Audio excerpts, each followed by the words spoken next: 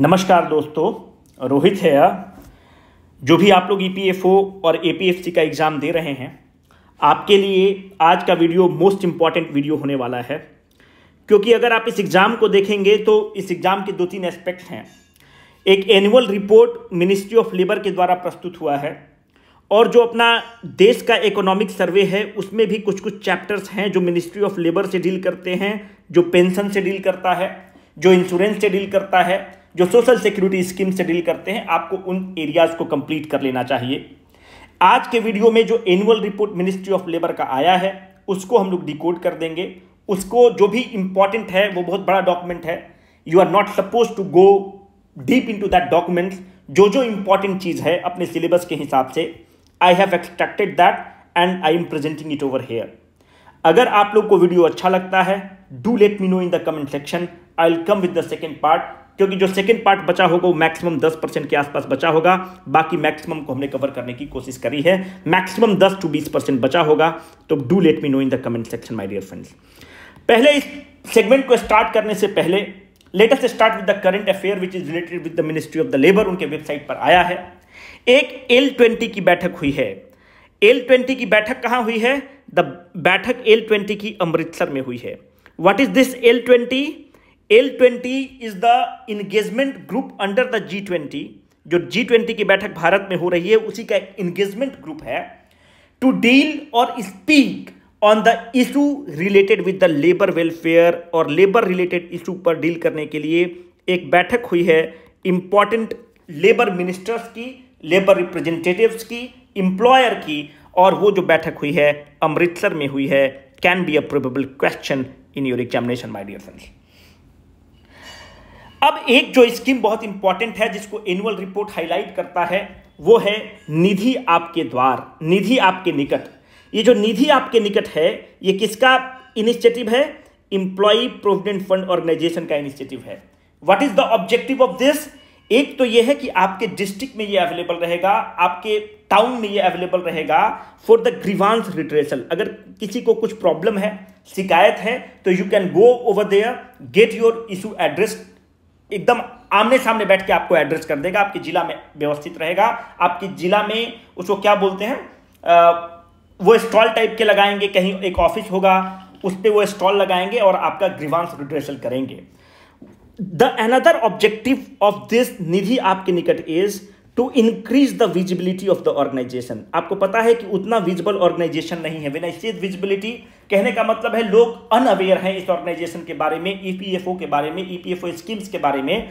To increase the visibility of the organisation, this initiative has been taken by the employ provident fund organisation my dear friends. अब आप मुझे ये बताओ कि एक बॉडी है डायरेक्टर जनरल ऑफ एम्प्लॉयमेंट। ये जो बॉडी है, which type of body it is? It is a attached office, it is a statutory body और it is a constitutional body. Let me remind you, UPSC इस तरह का statement based question पूछता है और वहां पर आप गलत कर बैठते हैं। याद रखना कि जो डायरेक्टर जनरल ऑफ एम्प्लॉयमेंट है, it is an attached office and not a statutory body under the ministry of the labour and employment. उसका एक अटैच्ड बॉडी है, स्टैट्यूटरी बॉडी नहीं है। इन सब चीजों पर आप ध्यान देंगे। अगर आप यहां पर उपस्थित हैं कि हम आपको ज्ञानोपार्जन करने के लिए, तो you are at the wrong place. हम लोग यहां पर इसलिए उपस्थित है कि एग्जाम में जो क्वेश्चन जिस तरह का पूछता है, we can handle it, we can tackle it very easily. So the director general of employment is an attached office, not a statutory body. Time and again I am reminding you my dear friends. जो annual report mention करता है, एक pencil portal के बारे में mention करता है, और आपके एग्जाम के लिए पेंसिल पोर्टल बहुत इंपॉर्टेंट है। पेंसिल पोर्टल क्या है? Pencil portal is a platform, it is a platform for the effective implementation of no child labor. Again repeat कर रहा हूं, it is a platform for the effective implementation of the no child labor. अगर आपने कोई child labour देखा है, आप उसका एक पिक्चर लेंगे, फोटो खींचेंगे और इस पोर्टल पर जाकर अपलोड कर देंगे। भारत सरकार के जो ऑफिशियल्स हैं उसको वहां से रेस्क्यू कर लेंगे। यहां पर एक चीज इंपॉर्टेंट है कि जो पेंसिल, जो अब किस आर्टिकल के तहत थोड़ा सा इसको और हम लोग डील करते हैं ना, जो नो चाइल्ड लेबर की बात कर रहा है, मतलब चाइल्ड के खिलाफ जो लेबर होता है उसके खिलाफ बात हो रही है। कल के वीडियो में हमने आपको बताया कि there is a right against exploitation. What are those right against exploitation? One article is article number 23 Another article is article number 24 of the Indian Constitution. Article number 23 deals with what? It deals with the trafficking. Article number 23 deals with what? It deals with the bonded labor. This is very important. In the next slide, I am going to talk about the bonded labor, my dear friends, because the annual report of the Labor Ministry talks about the bonded labor and we are supposed to know about this. Article number 24 talks about what? Article number 24 constitution क्या कहता है कि you can not, वो 14 साल का barrier लगाता है, बोलता है कि 14 साल के बच्चे को आप हजार्डस इंडस्ट्री में नहीं डिप्लॉय कर सकते हो. Mark my word, I am making it very categorically clear. Constitution कहता है कि 14 साल के बच्चे को आप हजार्डस इंडस्ट्री में नहीं डिप्लॉय कर सकते हो. इसका मतलब कि कॉन्स्टिट्यूशन कहता है कि आप जो नॉन हजार्डस इंडस्ट्री है उसमें 14 साल के बच्चे को आप डिप्लॉय कर सकते हो. पर जो पेंसिल पोर्टल होता है वो कहता है कि हम नो चाइल्ड लेबर की बात कर रहा है. It is talking about the platform for the effective implementation of the no child labour. तो पर संविधान तो कहता है आर्टिकल 14 के तहत, आर्टिकल 24 के तहत कि आप नॉन हजार्डस इंडस्ट्री में उसको डिप्लॉय कर सकते हो. तो ये कैसे हो सकता है कि आप एक जगह कहते हैं कि 14 साल के नीचे आप डिप्लॉय कर सकते हो, एक जगह आप कह रहे हो कि हम चाइल्ड लेबर भी नहीं करने देंगे. तो देखो होता क्या है कि एक कानून पास होता है, उस कानून का नाम है child labour, late me write it for you, child labour prohibition and labour act 1986. Child labour prohibition and labour act 1986 क्या कहता है कि लेस देन 14 साल के बच्चे को आप कोई भी इंडस्ट्री में डिप्लॉय नहीं कर सकते हो. 14 से 18 साल के बच्चे को आप नॉन हजार्डस इंडस्ट्री में डिप्लॉय कर सकते हो. तो इस चीज को फोकस करने का मुख्य मकसद यह है कि अगर कॉन्स्टिट्यूशनली पूछता है तो कॉन्स्टिट्यूशनली 14 साल के नीचे के बच्चे को आप नॉन हजार्डस इंडस्ट्री में डिप्लॉय कर सकते हो. पर अगर child labour and prohibition act 1986 की बात करते हो तो लेस देन 14 साल के बच्चे को किसी भी फैक्ट्री में आप डिप्लॉय नहीं कर सकते हो. 14 से 18 साल के बच्चे को नॉन हजार्डस इंडस्ट्री में डिप्लॉय कर सकते हो. तो अगर एग्जाम में क्वेश्चन को टिल्ट करता है, कुछ मॉडिफाई करता है, you should be in a very clear and a fun, you should have a very fun standing, क्योंकि आपको कंसेप्चुअल अंडरस्टैंडिंग होना चाहिए. अब देखो थोड़ा सा हम लोग और डीप में चलते हैं. मिनिस्ट्री ऑफ लेबर का एनुअल रिपोर्ट एक स्कीम के बारे में, एक ई श्रम पोर्टल के बारे में बात करता है और आपके एग्जाम में एक क्वेश्चन आने का प्रोबेबिलिटी बहुत ज्यादा है. व्हाट इज अ ई श्रम पोर्टल? ई श्रम पोर्टल देखो विश्व में पहली बार हो रहा है कि ई श्रम पोर्टल जो है एक नेशनल डेटाबेस क्रिएट किया गया है. नेशनल डेटाबेस किसका क्रिएट किया गया है? अनऑर्गेनाइज्ड वर्कर का क्रिएट किया गया है. नेशनल डेटाबेस का मतलब क्या है? उनका नाम हम लिख कर रखे हैं, उनका पता लिख कर रखे हैं और उनका जितना डिटेल्स है that has been seeded with the Aadhaar. So each and every person who is employed in the unorganised sector is categorically marked. इससे क्या बेनिफिट सरकार को होगा? अगर सरकार कोई स्कीम लाती है, डायरेक्ट बेनिफिट ट्रांसफर टाइप की स्कीम लाती है, तो डायरेक्टली उनके अकाउंट में पहुंचाया जा सकता है पैसा, डायरेक्टली उनको टारगेट किया जा सकता है. मेरे बंधु, ई श्रम पोर्टल को आने का एक मुझे इंपॉर्टेंट लगता है कि इसलिए आ सकता है क्योंकि इकोनॉमिक सर्वे कहता है कि एक डिजिटल अवार्ड 2022 दिया गया है. डिजिटल अवार्ड 2022 के तहत जो ई श्रम पोर्टल है इसको गोल्ड अवार्ड मिलता है. और चूंकि आप मिनिस्ट्री ऑफ लेबर का एग्जाम दे रहे हैं तो यह क्वेश्चन आपके लिए इंपॉर्टेंट बन जाता है. इकोनॉमिक सर्वे यह कहता है कि 2022 तक का अगर आप डेटा को लेंगे तो सबसे ज्यादा ई श्रम पोर्टल पे जो लोगों ने रजिस्टर किया है वो रिपब्लिक ऑफ उत्तर प्रदेश को किया है और 2 नंबर पर बिहार को किया है. यहां पर यह बताना बहुत जरूरी है कि बार बार मैं अनऑर्गेनाइज्ड वर्कर की बात कर रहा हूं कि who constitute the unorganized labor. That is a very important and that can be a probable question in your examination. What is the percentage of the unorganized labor in the country? My dear friends, the percentage of the unorganized labor in the country is 93%, approximately 93% as per the Ministry of the Labor. Who constitutes the unorganized sector? कौन constitute करता है? यहां पर अपने notebook में आप इसको लिखेंगे. माइग्रेंट वर्कर आपसे एग्जाम में क्वेश्चन पूछ देगा कि कौन नहीं कंस्टिट्यूट करता है. माइग्रेंट वर्कर कॉन्स्टिट्यूट करता है अनऑर्गेनाइज्ड सेक्टर को. कंस्ट्रक्शन वर्कर कंट्रीब्यूट करता है अनऑर्गेनाइज्ड सेक्टर को. गिग इकोनॉमी में जो लोग इंप्लॉयड है, गिग इकोनॉमी क्या होता है? जोमेटो से जो डिलीवरी हो रहा है, स्विगी से जो डिलीवरी हो रहा है, इस तरह का जो डिलीवरी हो रहा है, कुरियर बॉय वगैरह का जो डिलीवरी हो रहा है, और जो प्लेटफॉर्म वर्कर्स हैं, ये सारे अनऑर्गेनाइज सेक्टर में काउंट किए जाएंगे। डोमेस्टिक वर्कर काउंट किए जाएंगे अनऑर्गेनाइज सेक्टर में। एग्रीकल्चर वर्कर काउंट किए जाएंगे अनऑर्गेनाइज सेक्टर में। अगर अनऑर्गेनाइज सेक्टर के लोगों को कुछ दिक्कत होती है तो इनके लिए एक हेल्पलाइन नंबर है।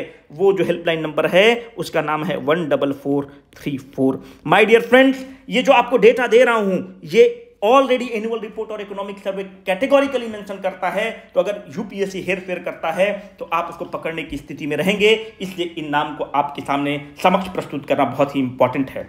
एनुअल रिपोर्ट और दो चीज की बात करता है जो एग्जाम में बहुत इंपॉर्टेंट है, और याद रखिए ये दोनों क्वेश्चंस आपके एग्जाम में आने की प्रोबेबिलिटी बहुत ज्यादा है। एक है प्रधानमंत्री श्रम योगी मानधन योजना और national pension scheme for the traditional and the self employed person. Exam में आने की प्रोबेबिलिटी बहुत ज्यादा है। इस स्कीम के तहत क्या है? इस स्कीम के तहत यह है कि कोई भी व्यक्ति 18 से 40 साल का अगर कोई व्यक्ति है, let me write it for you, अगर 18 से 40 साल का व्यक्ति है, वह व्यक्ति क्या करेगा कि वो 55 से 200 रुपया के आसपास, 55 से 200 रुपया अगर मानते हैं कि जमा करना स्टार्ट करता है, मंथली कंट्रीब्यूशन कर रहा है 55 रुपया से 200 रुपया के आसपास, तो जब वो 60 साल का हो जाएगा, जब वो 60 साल में का हो जाएगा वह व्यक्ति, तो वो व्यक्ति को मिनिमम 3000 रुपया मिलेगा।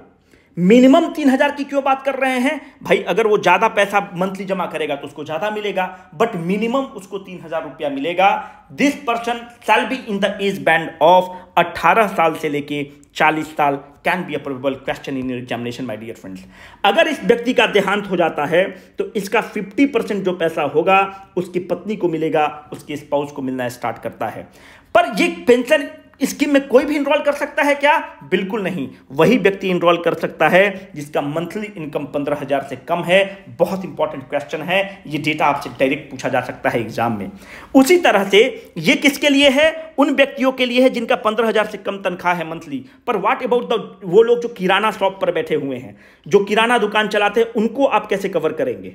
तो किराना शॉप वगैरह के लिए एक सरकार स्कीम लेकर आती है, national pension scheme for the traders and the self employed person. आपको बोरिंग लग रहा होगा, चाटू लग रहा होगा, पर एग्जाम में क्वेश्चन यही स्कीम से पूछता है। अब देखो, ये भी वो लोग के लिए है, सेम चीज है, 18 से 40 साल। इनका जो टर्न ओवर होना चाहिए 1.5 करोड़ के आसपास होना चाहिए, 1.5 करोड़ से कम होना चाहिए, उससे ज्यादा नहीं होना चाहिए। They can get the benefit out of this. Same पैसा देना है मंथली, 55 रुपया से 200 रुपया। आपका ऑटो डेबिट का सिस्टम है, और यहां पर इनको कितना 60 साल के बाद मिलेगा? 3000 रुपया मिलेगा। दोनों स्कीम एकदम डिट्टो सेम है, बस अंतर यहां पर 15,000 का है, यहां पर 1.5 करोड़ का है। एग्जाम में यह क्वेश्चन छपा हुआ मिलेगा क्योंकि इस पर 3 चैप्टर फोकस किया गया है इन दोनों स्कीम पर, क्योंकि सरकार मानती है कि यह एक बहुत ही कल्याणकारी योजना है और क्रांतिकारी योजना है।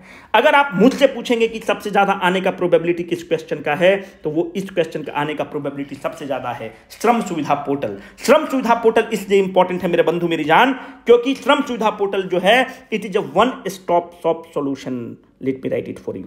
It is a one stop shop, it is a one stop shop for labour law compliance. बहुत इंपॉर्टेंट है, ध्यान से इसको आप देखोगे। प्रॉब्लम क्या होता है, अगर आप ईज ऑफ डूइंग बिजनेस की बात करोगे तो मेन इंडस्ट्री को कहना है कि भाई आपके पास इतने ज्यादा लेबर लॉज हैं कि उसको कंप्लाई करते करते मेरी हालत खराब हो जाती है। आपके इतने लेबर लॉज हैं कि कभी ये इंस्पेक्टर आता है विजिट करने के लिए, कभी वो इंस्पेक्टर आता है, कभी आप ये रिपोर्ट मांगते हो, कभी वो रिपोर्ट मांगते हो, और आप इतना रिगमैरल क्रिएट करते हो कि it becomes very difficult to run the business. तो ईज ऑफ डूइंग बिजनेस के लिए सरकार कहती है कि let us make a body. यहां पर गवर्नमेंट एजेंसी रहेगा, यहां पर इंप्लॉय रहेगा, और यहां पर इंप्लॉयर रहेगा जो आपको नौकरी दे रहा है, सब कोई रहेगा। एक तरफ गवर्नमेंट एजेंसी है, जो गवर्नमेंट एजेंसी है किससे रिप्रेजेंट हो रही है? Office of the chief labour commissioner से, director general of the mine safety से, ईपीएफओ से, और इंप्लॉय स्टेट इंश्योरेंस कॉर्पोरेशन से सरकार रिप्रेजेंट हो रही है। इंप्लॉय किससे रिप्रेजेंट हो रहा है? डिफरेंट ऑर्गेनाइजेशंस हैं वो रिप्रेजेंट कर रहे हैं। इंप्लॉयर किससे रिप्रेजेंट हो रहा है? इंप्लॉयर के डिफरेंट ट्रेड यूनियंस हैं वो उनको रिप्रेजेंट कर रहे हैं। मेरे दोस्त 2-3 चीज पर तुम ध्यान देना जो इंपॉर्टेंट है कि अगर मानते हैं कि इंप्लॉय ने इंप्लॉयर के खिलाफ कंप्लेन कर दिया, जब इंप्लॉय ने इंप्लॉयर के खिलाफ कंप्लेन कर दिया तो अब यह इंप्लॉयर बेचारा परेशान है, कभी इनके पास OCLC के पास दौड़ रहा है, कभी director general of mine safety के पास दौड़ रहा है, कभी EPFO के पास दौड़ रहा है, कभी इनके पास दौड़ रहा है। दूसरी बात, हर दिन इनका सेफ्टी कॉम्प्लायंस है, आज ये सेफ्टी कॉम्प्लायंस, कल वो सेफ्टी कॉम्प्लायंस, कल ये इंस्पेक्शन, कल वो इंस्पेक्शन। सरकार कहती है कि let us make a system जहां पे ये भी हैं, ये भी हैं, ये भी हैं। It enhances the convenience of the reporting and the labour law inspections. File submission को आसान कर दे रहा है, लेबर लॉ इंस्पेक्शन को आधार कर दे रहा है। आप जो रिपोर्ट मांग रहे हैं हाथों हाथ वो आपको दे रहा है। तो it is a kind of A one stop shop solution, जहां पर लेबर लॉ कंप्लायंस में बहुत सहूलियत हो जा रही है और इसका बहुत ही पॉजिटिव फीडबैक रहा है। अब आप सोच रहे होंगे कि ये जो इतने बड़े एजेंसीज हैं कैसे इन इंडस्ट्रीज को ट्रैक करेंगे। तो देखो, हर ऑर्गेनाइजेशन के लिए सरकार ने कहा है कि मानते हैं कि मेरा ऑर्गेनाइजेशन है रोहित के नाम से, तो मेरे ऑर्गेनाइजेशन को आइडेंटिफाई करने के लिए, जैसे BCW एक ऑर्गेनाइजेशन है, तो इसको आइडेंटिफाई करने के लिए सरकार एक 17 डिजिट का इशू कर देती है, जिसको आप कहते हो account number, UAN number issue कर देती है। इसी तरह से एम्प्लॉय प्रोविडेंट फंड ऑर्गेनाइजेशन में हर अकाउंट होल्डर का एक 12 डिजिट का यूनिक नंबर है, जिससे आप उसको आइडेंटिफाई कर सकते हो, स्टेटमेंट बेस्ड क्वेश्चन पूछ सकता है। तो यहां पर एक चीज ध्यान रखना कि ये चारों बॉडी इसके मेंबर हैं और ये चारों बॉडी कोऑर्डिनेट करते हैं। पर यहां पर एक चीज सबसे इंपॉर्टेंट है जो एग्जाम में खूब आपका आने का चांसेस है, वो है office of chief labour commissioner can be a question in your examination my dear friends. जो office of the chief labour commissioner है, let me write it over है, जो office of chief labour commissioner है वो कब बनता है? Office of the chief labour commissioner was set up in 1945। Office of chief labour commissioner को कौन रिकमेंड करता है? कल के वीडियो में हमने आपको बताया है कि एक रॉयल कमीशन बनता है। रॉयल कमीशन 1929 से 31 के बीच में बनता है। 1931 मिनिस्ट्री ऑफ लेबर अपने वेबसाइट पर मेंशन करता है। रॉयल कमीशन लेबर को क्या बोलते हो? व्हाइटले कमीशन भी बोलते हैं, क्योंकि इसको व्हाइटले लीड कर रहे थे। जो royal commission of the labour बनता, royal commission on the labour बनता है, पहली बार बोलता है कि there shall be an office of the chief labour commissioner. तो इनके रिकमेंडेशन पर office of the chief labour commissioner बनता है। ध्यान रखना कि office of the chief labour commissioner is often called as central, इसलिए बोल रहे हैं क्योंकि एनुअल रिपोर्ट में ये सारी चीज मेंशन्ड हैं। सेंट्रल इंडस्ट्रियल रिलेशन मशीनरी, ठीक है। इससे ज्यादा हमें बिल्कुल करने की जरूरत नहीं है। This office of the chief labour commissioner is an apex organisation in the country to maintain the harmonious industrial relation mainly in the sphere of the central government. My dear friends, अगर इस चीज का आपके संज्ञान है तो चीजें आसान रहेंगी। अब देखो, ये बहुत इंपॉर्टेंट है क्योंकि मिनिस्ट्री ऑफ लेबर और अपने एनुअल रिपोर्ट में मेंशन करता है और इकोनॉमिक सर्वे भी मेंशन करता है। There is a central sector scheme for the bonded labour. तो अभी हमने जब आपको बताया तो आप सोच रहे होंगे कि ये जो आप फालतू बात कर रहे थे कि बॉन्डेड लेबर का क्यों बात कर रहे थे। बॉन्डेड लेबर का जिक्र किस आर्टिकल में है? आर्टिकल नंबर 23 में है। आर्टिकल नंबर 23 जो है, it talks about the trafficking in the human beings. But this right is applicable against whom? This right is applicable against the state. State के भी खिलाफ है। This fundamental right is applicable against the individual too. तो bonded labour को रोकना चाहता है, जिसको आप बंधुआ मजदूर बोलते हैं। तो बॉन्डेड लेबर के लिए 2-3 चीज को आप ध्यान रखना। बॉन्डेड लेबर के लिए सरकार एक स्कीम लाती है, कहती है कि अगर बॉन्डेड लेबर को रिहेबिलिटेट करना है तो सरकार कहती है कि अगर कोई एडल्ट को बॉन्डेड लेबर, बिना बॉन्डेड लेबर मतलब मजदूर आप आपने उसको जबरदस्ती आप उससे काम करा रहे हो and you are not paying him, ठीक है। तो सरकार कहती है कि अगर कोई एडल्ट को आप रिहेबिलिटेट करना चाहते हो तो सरकार उसको 1 लाख रुपया देती है। अगर मानते हैं कि किसी एडल्ट को आप रिहेबिलिटेट करते हैं बॉन्डेड लेबर से और वो स्पेशल कैटेगरी में फॉल करता है, मानते हैं कि यूजुअली बंधुआ मजदूर किसको बनाया जाता है? कोई बच्चा ऑर्फन है, उसके ना माँ है ना बाप है, आपने बच्चे में ही उसको पकड़ लिया, अपने घर रख रहे हैं, आप उसको प्रताड़ित कर रहे हैं, ना खाना दे रहे हैं ना कपड़ा दे रहे हैं और जबरदस्ती रूप से काम करा रहे हैं। अगर ऐसे बच्चों को रेस्क्यू किया जाता है तो उसके रिहेबिलिटेशन के लिए सरकार 2 लाख रुपया देती है। अगर एक्सट्रीम डिप्रीविएशन है और मानते हैं कि कोई आदमी पागल है मानसिक रूप से, कोई औरत है विक्षिप्त है, तो उसको अगर आप रिहेबिलिटेट करते हैं तो सरकार उसके रिहेबिलिटेशन के लिए, अगर एक्सट्रीम डिप्रीविएशन की कंडीशन है तो सरकार उसके लिए 3 लाख रुपया देती है। तो आपके जहन में उठता होगा कि इसको इंप्लीमेंट कौन करेगा? ऐसे कैसे कैसे पता चलेगा कोई किस जिला में होगा, कोई किस अनुमंडल में होगा, कोई किस ब्लॉक में होगा? तो सरकार कहती है कि हम हर जिला को 4.5 लाख रुपया rehabilitation of the bonded labour के लिए देंगे। और इसका नोडल ऑफिसर कौन होगा? जिला कलेक्टर होगा, डिस्ट्रिक्ट मजिस्ट्रेट होगा। और जिला कलेक्टर को लगा कि रोहित बॉन्डेड लेबर है तो इमीडिएट असिस्टेंस हमको 30,000 के रुपया के रूप में कलेक्टर दे सकता है। इसीलिए कलेक्टर को कहा जाता है इसके पास दुनिया भर का पावर है। अगर मुझे लगा कि वाई आदमी बॉन्डेड लेबर है, इसको जरूरत है, कलेक्टर साहब के पास 4.5 लाख रुपया पड़ा हुआ है, 2 मिनट के अंदर मुझे वो 30,000 रुपया दे सकते हैं और ये बाकी का जो है इसके लिए वो फाइल और कागजी कार्रवाई कर सकते हैं और इस पैसे को इस्तेमाल करके हमको जिस कैटेगरी में फॉल करेंगे उस कैटेगरी में वो पैसा दे सकते हैं। इसके बारे में कैटेगोरिकली मेंशन्ड है, आप इसको जरूर करेंगे, अच्छे से करेंगे। जब यहां पर आए तो एक चीज छूट गया, आप इसको हमने डिस्कस कर लिया, ये उतना इंपॉर्टेंट नहीं है। ईपीएफओ को बहुत, आप ईपीएफओ का एग्जाम ही दे रहे हैं तो ईपीएफओ को आप खूब अच्छे से डिस्कस करेंगे, खूब अच्छे से पढ़ के जाएंगे। बाकी अगर आपको जरूरत पड़ेगा तो नेक्स्ट वीडियो में आप मुझे बता देना, I will make a video on this. अब ये बहुत इंपॉर्टेंट है, employ state insurance corporation, my dear friends, बहुत इंपॉर्टेंट है। देखो एग्जाम में क्वेश्चन कैसे बन सकता है। एक employ state insurance corporation act को पास किया गया। जो employ state insurance corporation act को पास किया गया 1948 में पास किया जाता है। किस पर एप्लीकेबल है? This act is applicable on the hotels, restaurant, cinema घर एक्सेट्रा पर एप्लीकेबल है। किस पर कौन ईएसआईसी का बेनिफिट ले सकता है? ऐसा व्यक्ति जिसका 21,000 से कम तनख्वाह है वो इसका बेनिफिट उठा सकता है। अगर पर्सन विद डिसेबिलिटी है तो 25,000 तक का इसका बेनिफिट उठा सकता है। क्या अप्रेंटिस लोग इसका बेनिफिट उठा सकता है? नहीं उठा सकता है, क्योंकि अप्रेंटिस को ऑलरेडी बेनिफिट सरकार देती है, अप्रेंटिस एक्ट उनके तहत ऑलरेडी बना हुआ है। आर्म्ड फोर्सेज इसका बेनिफिट उठा सकता है? नहीं, क्योंकि इनके सोशल सिक्योरिटी नेट ऑलरेडी बहुत अच्छे हैं। इनको मिलिट्री का आपको पता ही है, सोशल सिक्योरिटी नेट बहुत स्ट्रांग होता है, इनके ऑलरेडी अपने अस्पताल होते हैं, अपने स्कूल्स होते हैं। तो अगर इनके लोगों को कम भी पैसा मिलता है तो इनकी सुविधा बहुत ज्यादा है, इसलिए सरकार ने इन कैटेगरी को बाहर रखा है। किस इंस्टीट्यूशन पर एप्लीकेबल है? सॉरी, किस इंस्टीट्यूशन पर एप्लीकेबल है? ऐसा होटल सॉरी, ऐसा होटल, ऐसा रेस्टोरेंट, ऐसा सिनेमा घर जो 10 एम्प्लॉय से विच डिप्लॉयज 10 और मोर पर्सन उस पर एप्लीकेबल है। पर आपको पता है कि लेबर के बहुत सारे इशू कंकरेंट लिस्ट में फॉल करते हैं, तो कोई कोई स्टेट गवर्नमेंट अभी भी हैं जहां पे 20 से ज़्यादा एम्प्लॉय पर ही एप्लीकेबल उसको बनाते हैं। पर केंद्र के जितने भी जो केंद्र का जो लॉ बना है वो 10 एम्प्लॉय के 10 या 10 से ज़्यादा अगर एम्प्लॉय है तो उस पर ये एक्ट एप्लीकेबल है। तो हम लोग अपने एग्जाम के लिए 10 को ही याद रखेंगे। देखो ईएसआईसी एक्ट क्या करता है? ईएसआईसी एक्ट को कहा जाता है कि it is a comprehensive social sector legislation. क्यों? सोशल सेक्टर को, सोशल सिक्योरिटी नेट को इतना अच्छा कोई नहीं प्रोवाइड करता है। अगर आपकी तबीयत खराब हो जाती है तब आप ईएसआईसी एक्ट से बेनिफिट ले सकते हैं।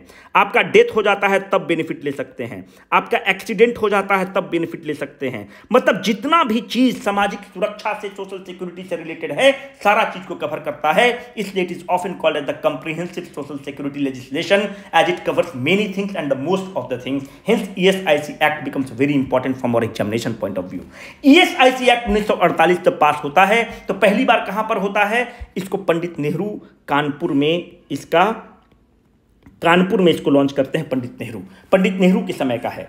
इस समय अगर आप सोशल सिक्योरिटी की चूंकि बात हुई तो कॉम्प्रिहेंसिव सोशल सिक्योरिटी लेजिस्लेशन की बात हो रही है। थोड़ा सा टॉपिक बोरिंग है पर अभी लेटर पार्ट में अगर आप देखेंगे तो इसको हम लोग इंटरेस्टिंग बना देंगे। तो एक बड़ा नाम है sir William Beveridge. Sir William Beveridge जो हैं, he is often considered as one of the tallest figure to champion the social insurance. Social insurance और सामाजिक सुरक्षा के लिए एक बहुत बड़ा नाम है, उनका नाम है सर विलियम बेवरिज और उनका बहुत योगदान है इस तरह के सोशल सिक्योरिटी नेट पर लड़ाई करने के लिए, संघर्ष करने के लिए, इनकी आवाज को बुलंद करने के लिए। और इन लोगों की प्रेरणा से ही ईएसआईसी एक्ट पास होता है। सर विलियम बेवरिज के बारे में आप ध्यान रखेंगे क्योंकि एनुअल रिपोर्ट में इनके नाम को मेंशन किया गया है। Can be a probable question. My dear friends, the question is कि आप इसको रेगुलेट कैसे करोगे? अगर मेरी तबीयत खराब हो जाती है तो ईएसआईसी एक्ट क्या देगा? आप देखोगे कि ईएसआईसी एक्ट के तहत 160 इसके अपने अस्पताल हैं, 1500 के आसपास इसके अपने डिस्पेंसरी हैं। तो कहने का मतलब है कि इसके अपने अस्पताल हैं, अपने डिस्पेंसरी हैं। तो अगर किसी वर्कर की तबीयत खराब हो जाता है, तो इस अस्पताल में जाकर एडमिट हो सकता है, इलाज करा सकता है। अगर उसकी एक्सीडेंट हो जाती है तो डिस्पेंसरी में जाकर वह इलाज करा सकता है। तो ये सब उसके बेनिफिट्स हैं इस एक्ट के तहत। पर ये वर्क कैसे करेगा? वर्क ऐसे करता है कि जो आपका वेज अगर 10 रुपया है तो उस 10 रुपया में जो 3.25% है वह आपका इंप्लॉयर पे करेगा, जो आपको इंप्लॉय कर रहा है, और 0.75% आपका वेज से कटेगा, आपके तनख्वाह से कटेगा। और ये जो पैसा है इसको मॉनिटर कौन करेगा? इसको मॉनिटर करने के लिए एक बॉडी की स्थापना होती है और उस बॉडी का नाम है इंप्लॉय स्टेट इंश्योरेंस कॉर्पोरेशन। मेरे बंधु ध्यान रखना, employ state insurance corporation is made as per the ESIC Act 1948, hence it is a statutory body। देखो बार बार इसको हम कैटेगोरिकली मेंशन कर रहे हैं, एग्जाम में स्टेटमेंट बेस्ड क्वेश्चन पूछेगा कि डीजी एम्प्लॉयमेंट क्या है, स्टैट्यूटरी बॉडी है कि अटैच्ड ऑफिस है, एग्जाम में फंसोगे। तो employ state insurance corporation is a statutory body as it is the outcome of the ESIC act 1948। ये याद रखना, 21,000 वाला लिमिट आप याद रखना, इससे ज्यादा जरूरत आपको नहीं पड़ेगी। ये जो स्टैट्यूटरी बॉडी है तो इसकी अध्यक्षता कौन कर रहा होगा? इसकी अध्यक्षता यूनियन मिनिस्टर ऑफ लेबर कर रहे होंगे। अभी यूनियन मिनिस्टर ऑफ लेबर कौन है? भूपेंद्र यादव हैं। और मिनिस्टर ऑफ स्टेट कौन है? भूपेंद्र यादव। और मिनिस्टर ऑफ स्टेट कौन है? रामेश्वर तेली। ठीक है, अब ध्यान रखो, this body ESIC corporation is headed by union labour minister. Director general of employment, जो भी आपको मैंने पहले बताया था, डायरेक्टर जनरल ऑफ एम्प्लॉयमेंट, जो डायरेक्टर जनरल इसके रहेंगे जो डायरेक्टर जनरल ऑफ ESIC रहेंगे, he will act as the chief executive officer. तो जो ESIC कॉर्पोरेशन बनता है, इसके पहले डायरेक्टर जनरल, जो कि बहुत बड़ा नाम है, जो आपको पता होना चाहिए, उनका नाम है डॉक्टर CL कतियाल। इसको हीट करते हैं और ये आपके एग्जाम के लिए इंपॉर्टेंट है, पूछ सकता है। दो चीज इंपॉर्टेंट है, ESIC कैसा बॉडी है? ESIC एक स्टैट्यूटरी बॉडी है। ESIC को कौन हिट करता है? यूनियन लेबर मिनिस्टर इसको हिट करते हैं। कौन कौन का शेयरिंग है? 3.25% इंप्लॉयर देगा, 0.75% इंप्लॉई देगा। बाकी इंपॉर्टेंट नहीं है, पर यह भी लिख लो कि state government 1/8 of the share देगी, cost of the medical benefit देगी। पर हमारे एग्जाम के लिए बिल्कुल इंपॉर्टेंट नहीं है, उसको नेग्लेक्ट करना, because we need to understand किस चीज को छोड़ना है, किस चीज को हम लोग को पकड़ के चलना है।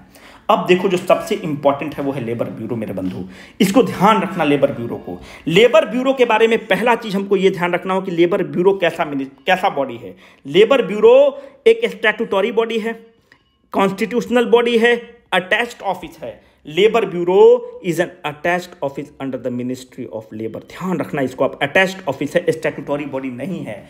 Director general of employment attached office है। ESIC स्टैट्यूटरी बॉडी है। अभी आपको बहुत बोरिंग लग रहा होगा, बहुत चाटू भी लग रहे होंगे, पर एग्जाम में यही सब क्वेश्चंस गलत कराता है। देखो, लेबर ब्यूरो को इसलिए कवर करना इंपॉर्टेंट बन गया क्योंकि बहुत सारा कंफ्यूजन है लेबर ब्यूरो को लेकर। अब देखो, 1920 में एक इंडियन लेबर ब्यूरो का स्थापना होता है। इंडियन लेबर ब्यूरो का स्थापना कहां हो रहा है? शिमला में इंडियन लेबर ब्यूरो का स्थापना होता है। उसकी अध्यक्षता कौन करते हैं? AG क्लॉ, एक ICS ऑफिसर हैं 1920 में, वो इसको लीड करते हैं। क्यों हो रहा है कि हम लेबर की बात करेंगे? क्यों लेबर की बात करेंगे? 1919 में आपको पता है कि इंटरनेशनल लेबर ऑर्गेनाइजेशन बन चुका है, तो वो एक मैंडेटरी करता है कि तुम्हारे पास एक ऑर्गेनाइजेशन होना चाहिए जो लेबर की बात करेगा, लेबर की इश्यूज को टैकल करेगा। फिर आप देखते हो कि 1940 के आसपास आप देखो कि पूरा देश उफान पर है। अब 1940 में क्या हो रहा है? ऊपर वर्ल्ड वार सेकेंड चल रहा है। जब वर्ल्ड वार सेकेंड चल रहा है तो ट्रेड क्या कर रहा है? ट्रेड डिक्लाइन पर है। जब ट्रेड डिक्लाइन पे है तो जो लेबर का वेलफेयर है वो भी डिक्लाइन पे होगा। जब ट्रेड ही डिक्लाइन पर है, एम्प्लॉयमेंट डिक्लाइन पर है, तो लेबर की स्थिति बहुत खराब है। जब लेबर की स्थिति बहुत खराब है और वर्ल्ड वार सेकेंड के कारण बहुत ही ज्यादा महंगाई बढ़ चुका है, तो इस स्थिति में एक कोर्ट ऑफ इंक्वायरी बनता है और उस कोर्ट ऑफ इंक्वायरी का नाम है रॉ कोर्ट ऑफ इंक्वायरी। क्यों Rau court of inquiry British हुकूमत बनाती है? कहती है कि लेबर अनरेस्ट हो रहा है, लेबर विरोध कर रहा है, लेबर आवाज उठा रहा है कि बहुत ज्यादा महंगाई है। रॉ कोर्ट ऑफ इंक्वायरी बनता है और रॉ कोर्ट ऑफ इंक्वायरी कहता है कि एक बॉडी बनाने की जरूरत है जो इनके वेजेस को रिवाइज करेगा, और उस बॉडी का वो नाम रखता है डायरेक्टरेट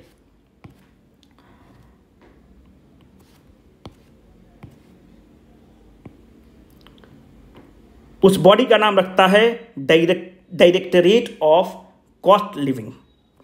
इस डायरेक्टरेट ऑफ कॉस्ट लिविंग के तहत क्या होना है कि वो बोलता है कि हम आपका वेज का रिवीजन करेंगे। कैसे? जो महंगाई है उसको एडजस्ट करके जो लिविंग वेज की महंगाई है उसको एडजस्ट करके आपका हम एक कानून पास करेंगे और उस कानून के तहत जो भी आपको इंडस्ट्रीज डिप्लॉय कर रही है वो आपका तनख्वाह को बढ़ाएगा। डायरेक्टरेट ऑफ कॉस्ट लिविंग को कहां बनाया गया? This directorate of cost living was made at Shimla. Shimla में इसको बनाया गया है बंधु। शिमला में कब इसको बनाया गया? 1940 में बनाया गया। 1941 में इसको बनाया गया, 1941 में बनाया गया। रॉ कोर्ट ऑफ इंक्वायरी 1940 में बनता है। 41 में उसके रिकमेंडेशन पे directorate of the cost living बन जाता है। जब 1946 की स्थिति बनती है, भारत आजाद होने की स्थिति पर बनती है, तो सरकार को लगता है कि अब हमारे पास जो लेबर है इसके बारे में लेबर स्टैटिस्टिक्स हमारे पास होना चाहिए, लेबर का डिटेल्स होना चाहिए ताकि हम इनको टारगेट कर सके, कौन सा सेक्टर में कितना लेबर डिप्लॉयड है ये चीज हमारे पास होना चाहिए। तो ये जो directorate of the cost living है इसको इंडियन लेबर ब्यूरो के साथ मर्ज कर दिया जाता है और एक ऑर्गेनाइजेशन का जन्म होता है जिसको आप लेबर ब्यूरो बोलते हैं। तो लेबर ब्यूरो 1946 में उत्पन्न होता है।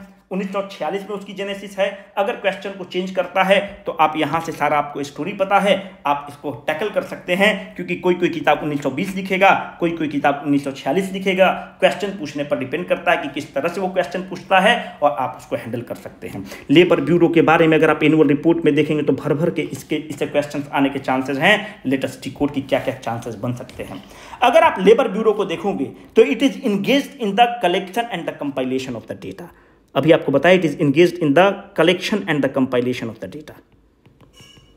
Collection and why that data is important? That data is important so that we can have a fair idea about the labour scenario in India. Organise में कितना है, अनऑर्गेनाइज में कितना है, then we can frame the policy and we can tackle them better, we can target them better my dear friends. तो labour bureau जब data को collect करता है तो कुछ रिपोर्ट भी प्रस्तुत करता होगा। जो रिपोर्ट प्रस्तुत करता है वो है consumer price index industrial worker प्रस्तुत करता है। ध्यान से आप देखोगे इस जो ये consumer price index industrial worker प्रस्तुत करता है इसका बेस ईयर कितना है? 2016 इसका बेस ईयर है। कब प्रस्तुत होता है? ईयरली प्रस्तुत होता है। अगर ऐसा आप सोचते हो तो सल्फास चुपचाप खा लो, मंथली प्रस्तुत होता है। ये कैसे करता है? It is based upon the retail price which is collected from the 317 market को सिलेक्ट किया है, वहां से वो प्राइस को कलेक्ट करता है और एक डेटा को देता है, सीपीआई इंडस्ट्रियल वर्कर को देता है। एक और डेटा को देता है जो कि बहुत इंपॉर्टेंट है, वो है CPI agriculture. CPI agriculture and rural labour. इसका बेस ईयर क्या है? इसका बेस ईयर 1986-87 है। बेस ईयर ध्यान रखना, एग्जाम में स्टेटमेंट बेस्ड क्वेश्चन पूछेगा। ये रिपोर्ट कैसे प्रस्तुत होता है? ईयरली प्रस्तुत होता है ना? वेरी गुड, खत्म आदमी। ये भी रिपोर्ट मंथली प्रस्तुत होता है। इंपॉर्टेंट है, ध्यान रखना। अब देखो यहां पर, अब आपको थोड़ा सा मैं चेंज करता हूं। अब ये बताओ मुझे कि सीपीआई कंज्यूमर प्राइस इंडेक्स, घबराना मत, कंज्यूमर प्राइस इंडेक्स क्या है अभी बता देते हैं। Consumer price index urban non manual कौन देता है? नॉन मैनुअल एम्प्लॉय के लिए CPI urban non manual employ के लिए मॉस्पी देता है, ministry of statistical programme implementation. यही मॉस्पी आपको जीडीपी देता है। ठीक है, तो ये याद रखना, ये मिनिस्ट्री ऑफ लेबर आपको ऑप्शन में रहेगा, आपको प्रॉम्प्ट करेगा टिक करने के लिए, आप गलत कर जाएंगे। मॉस्पी देता है। मॉस्पी के तहत एक बॉडी है, उस बॉडी का नाम है नेशनल स्टैटिस्टिकल ऑफिस। इस नेशनल स्टैटिस्टिकल ऑफिस के दो डिवीजन हैं। जैसे कि अगर आप कॉलेज में हैं तो जिस तरह से डिवीजन होता है, अगर आप कॉलेज में हैं तो एक तरफ मैकेनिकल इंजीनियरिंग है, एक तरफ इलेक्ट्रिकल इंजीनियरिंग है, एक तरफ कंप्यूटर साइंस है, उसी तरह से नेशनल स्टैटिस्टिकल ऑफिस है। ये नेशनल स्टैटिस्टिकल ऑफिस है। इसके दो बिल्डिंग हैं, समझने के लिए हम लोग मान लेते हैं। एक बिल्डिंग का नाम है national sample survey organisation, national sample survey organisation, और एक बिल्डिंग का नाम है सेंट्रल स्टैटिस्टिकल ऑफिस। अब ध्यान से आप देखो मेरे बंधु मेरी जान, जो एनएसएसओ है ये एक रिपोर्ट देता है periodic labour force survey. Periodic labour force survey अगर एग्जाम में क्वेश्चन पूछता है तो याद रखना, मिनिस्ट्री ऑफ लेबर ऑप्शन में देगा, आप टिक करके मारोगे, प्रॉम्प्ट करेगा। पीरियोडिक लेबर फोर्स सर्वे जो है यह एनएसएसओ देता है। अगर आपसे कुछ पूछता है कि ये बताओ कंज्यूमर प्राइस इंडेक्स कौन देता है, तो सेंट्रल स्टैटिस्टिकल ऑफिस देता है, जो कि नेशनल स्टैटिस्टिकल ऑफिस का ही एक पार्ट है। नेशनल स्टैटिस्टिकल ऑफिस देता है। तो अगर आप सीएसओ पर नहीं जाते हो, चुपचाप एनएसओ टिक कर दिया करो, क्योंकि एनएसओ का ही पार्ट है एनएसएसओ। उसी का एक विंग है एनएसएसओ, जो डेटा को कलेक्ट करता है और एक है सीएसओ, उस डेटा को कंपाइल करके रिपोर्ट बनाता है। मोटा मोटी, I am not technically correct, पर मोटा मोटी समझाने के लिए मैं यही आपको बता रहा हूं। यही से क्वेश्चन पूछेगा, आप गलत मत करना। अब 2-3 चीज को ध्यान से देखो। अभी कंज्यूमर प्राइस इंडेक्स की बात हो गई, तो कंज्यूमर प्राइस इंडेक्स को ध्यान से देखना। जो कंज्यूमर प्राइस इंडेक्स है 2 जगह का लिए कैलकुलेट किया जाता है। एक जो कंज्यूमर प्राइस इंडेक्स है वह ग्रामीण के लिए कैलकुलेट होगा, एक कंज्यूमर प्राइस इंडेक्स ग्रामीण के लिए कैलकुलेट होता है और एक कंज्यूमर प्राइस इंडेक्स शहर के लिए कैलकुलेट होता है। कंज्यूमर प्राइस इंडेक्स को कौन देता है? नेशनल स्टैटिस्टिकल ऑफिस देता है, सेंट्रल स्टैटिस्टिकल ऑफिस देता है, उसके अंदर जो ऑर्गेनाइजेशन है। सीपीआई का बेस ईयर कितना है? 2012 इसका बेस ईयर है। बेस ईयर ध्यान रखना सबका बहुत इंपॉर्टेंट है। इन दोनों को कंबाइन किया जाता है और एक डेटा पर पहुंचते हैं जिसको हम सीपीआई कहते हैं, कंज्यूमर प्राइस इंडेक्स कहते हैं। इस कंज्यूमर प्राइस इंडेक्स को आप क्या कहते हो? इस कंज्यूमर प्राइस इंडेक्स को हेडलाइन इन्फ्लेशन आप बोलते हो। कब रिलीज होता है? हर ईयर पे रिलीज होता है ना, खत्म आदमी, मंथली रिलीज होता है। हेडलाइन इन्फ्लेशन आप इसी को बोलते हो। ये जो हेडलाइन इन्फ्लेशन बोलते हो, क्यों? जो भी सरकार, जो भी आरबीआई इन्फ्लेशन को टारगेट करती है, अगर आरबीआई बोलती है कि मैं इन्फ्लेशन को टारगेट कर रहा हूं, तो बाय डिफॉल्ट वो हेडलाइन इन्फ्लेशन की बात करती है। इसलिए इसको आप सीपीआई मान लीजिए कि अगर कुछ भी इन्फ्लेशन की बात हो रही तो बाय डिफॉल्ट वो सीपीआई की बात हो रही है। ऐसा नहीं कि आप सीपीआई इंडस्ट्रियल वर्कर समझ ले, होलसेल प्राइस इंडेक्स समझ ले। It is simply talking about the consumer price index, my dear friend. This is very important for your examination point of view. What constitutes the CPI? CPI के मुख्यतः 5 बिंदु हैं। एक जो है सीपीआई एक ग्रुप लेता है फूड एंड बीवरेज का, बहुत इंपॉर्टेंट है, थोड़ा सा ध्यान से देखोगे आप। फूड एंड बीवरेज एक ग्रुप है। दूसरा इंपॉर्टेंट ग्रुप को टैकल करता है, आइटम को टैकल करता है, उसका नाम है हाउसिंग को टैकल करता है। तीसरा जो आइटम जिसको वो टारगेट करता है वो है फ्यूल एंड लाइट को टैकल करता है। चौथा आइटम जो टारगेट करता है वो फुटवियर एंड क्लोथिंग को टारगेट करता है। और पांचवा जो ग्रुप टारगेट करता है, पान, गुटखा, बीड़ी, ये चीज को टारगेट करता है कि इनका दाम का क्या फ्लक्चुएशन है, इसको टारगेट करता है।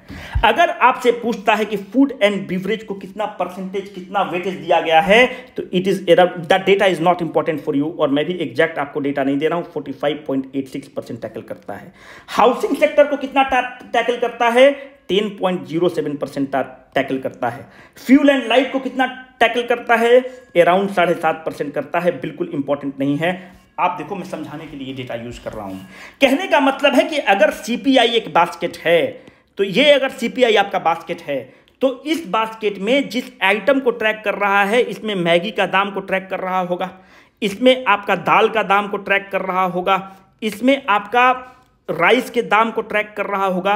मतलब कहने का मतलब है कि अगर ये आपका 50% का लाइन है, तो आप ये मान लो कि 45% के आसपास केवल फूड आइटम है जिसका दाम को वो ट्रैक कर रहा है।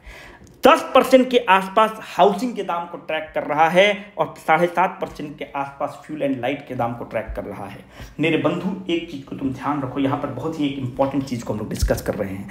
आप मुझे इसकी इजाजत दो कि मैं ये बोल सकूं कि फूड एंड बीवरेज, खाना का, प्लस फ्यूल एंड लाइट का मतलब क्या हो गया यार? पेट्रोल का दाम, डीजल का दाम, ये जो दोनों आइटम हैं, अगर इन दोनों आइटम को हम अगर साथ में ला दें तो मोटा मोटी 53 से 54% कितना हो गया?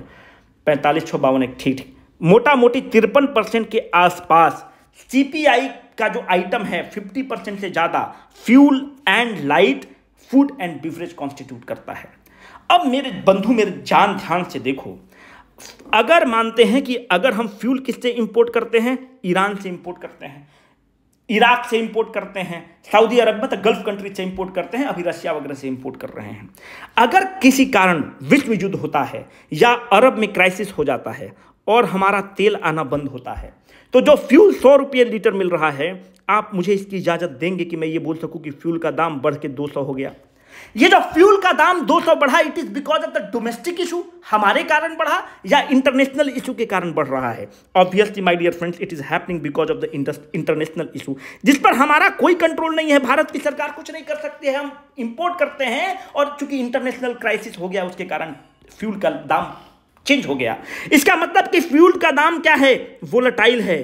फ्यूल के दाम पर हमारे सरकार को और हमारे domestic economy is having no control on the price of the fuel because most of the items is being imported from the outside and the international scenario is affecting the price of the fuel and the light. My dear friends, अगर मानते हैं कि हम रूस से या Ukraine से मानते हैं कि उदाहरण के तौर पर कि हम पाम ऑयल इंपोर्ट करते हैं, या उदाहरण के तौर पर से हम समझने के लिए मानते हैं कि मस्टर्ड ऑयल हम सारा चीज वहीं से इंपोर्ट करते हैं। अभी यूक्रेन में क्राइसिस है, तो जो वहां पर जो क्राइसिस है, तो जो मस्टर्ड ऑयल 100 रुपये लीटर मिल रहा था, अगर उस क्राइसिस के कारण अगर उसका दाम 200 रुपये हो गया होता तो क्या महंगाई होती कि नहीं होती? महंगाई होती।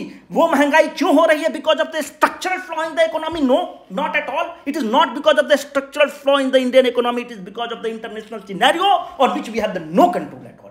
My dear friends, the price of the fuel and the light, the price of the food and the beverage mostly depends upon the international scenario in our case, हमारे केस में। तो सरकार कह रही है, इकोनॉमिस्ट लोग कहते हैं कि भाई इन्हीं का वेटेज तो मोटा मोटी 53% के आसपास है। तो आप कंज्यूमर प्राइस इंडेक्स माइनस आप ये जो आइटम है फ्यूल एंड लाइट को हटा दो, आप फूड एंड बिवरेज को हटा दो, इन दोनों आइटम को आप हटा दोगे तो आप जब 3 आइटम आपके पास बचा, इसको आपने रिजेक्ट कर दिया, आपने फ्यूल एंड लाइट को रिजेक्ट कर दिया क्योंकि इनका दाम जो है इंटरनेशनल प्राइस पर डिपेंड करता है। आप हाउसिंग को लीजिए, आप फुटवियर एंड क्लोथिंग को लीजिए, आप पान गुटखा को लीजिए। जब आप प्राइस जो इन्फ्लेशन का दर आप निकालते हैं ये दोनों आइटम को हटाकर, वो हमारे ट्रू इकोनॉमी के इन्फ्लेशन को बताता है। इसलिए when both the things are remove then that is called as the core inflation. So core inflation is nothing but consumer price index minus food and beverage को घटा दो, माइनस आप fuel and light को घटा दो, क्योंकि ये जो है इनके प्राइसेस बहुत वोलेटाइल है, इंटरनेशनल मार्केट पे डिपेंड करता है। तो ये बताना क्यों जरूरी है? ये बताना इसलिए जरूरी है मेरे बंधु, क्योंकि एक स्कूल ऑफ थॉट कहता है कि जो आप सीपीआई की बात कर रहे हो, ये तो सीपीआई जो आप बोलते हो कि भाई 6% से ज्यादा हो गया या 6.8% अभी इन्फ्लेशन हो गया, भाई ये हमारे इकोनॉमी के इन्फ्लेशन को नहीं बता रहा है, because it is dependent upon the external source on which we have the no control. So it is not talking about the structural flaw in the economy और inflation which is happening because of the structural problem in the economy. So better to judge the inflation on the basis of core inflation। Core inflation के basis पर आप हमारे economy को जज करिए, आप core inflation के बेसिस पर आप रेपो रेट को चेंज करिए, आप रेपो रेट इसको बेसिस पर चेंज करते हैं। तो why not to shift upon the core inflation and then change the repo rate, because it is giving the clear cut picture about the structure of the economy, the overall the health of the economy. So one school of the thought talks about the taking the core inflation and then changing the repo rate, जिससे आप effect कर रहे हैं instead of focusing on the CPI. Both school of thoughts are correct. I have put the both view point across. It is your call कि आप किसके साथ हैं, क्या आपको करना चाहिए। बाकी अगर वीडियो पसंद आया होगा, नेक्स्ट ग्रुप ऑफ वीडियो बनवाना होगा तो जरूर कमेंट बॉक्स में मेंशन करेंगे। Signing off for the day, Rohit.